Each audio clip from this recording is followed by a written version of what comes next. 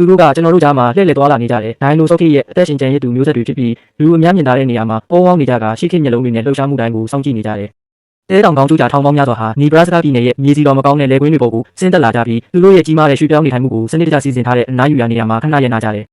ဒီမျိုးစာကောင်းတဲ့လွင်ပြင်ဟာသူတို့ရဲ့နှစ်စဉ်အစာရှာကျွေးရနေရဖြစ်တဲ့ကြံနေတဲ့ပြောင်းမှုစေးတွေကိုရှာဖွေစားတောက်ပြီးသူတို့ရဲ့ရှိခိခန္ဓာကိုယ်တွေကိုအားဖြည့်ကြတယ်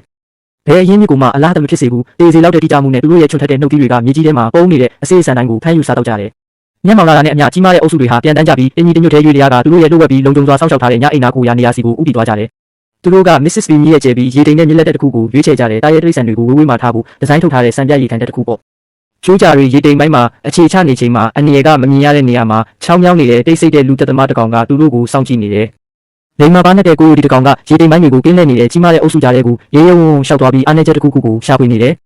တာရဲကတိုက်ခိုက်တဲ့ရေထဲကနေလဲကျနေတဲ့ကျိုးကြတစ်ကောင်ကိုရှာဖွေစားတော့ပြီးတဘာဝရဲ့နေရာမှာတွေဟာရက်ဆက်ပြီးခွင့်မလွတ်တတ်ဘူးဆိုတာကိုတက်တည်ပြနေတယ်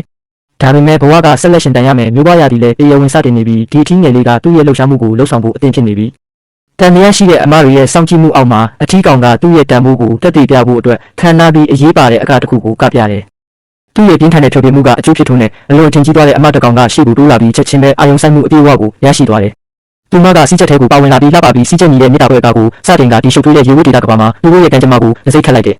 ဒါကခဏတာပေါင်းတင်မှုတက်မဟုတ်ဘူးဒီရှင်းဟောင်းငတ်တွေဟာတက်တာလုံးပေါင်းတင်ကြတာဖြစ်ပြီးနှစ်ပေါင်း30ကျော်အထိတည်တဲ့နိုင်ငံမိဖက်ဆက်ဆံရေးကိုကတိပြုကြတယ်